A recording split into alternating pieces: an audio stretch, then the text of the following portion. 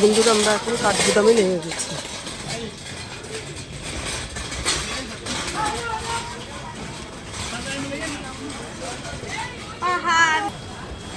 বন্ধুরা আমরা কাঠগোদামে নেমে গেছি। এইটা হচ্ছে কাঠগোদাম রেলওয়ে স্টেশন।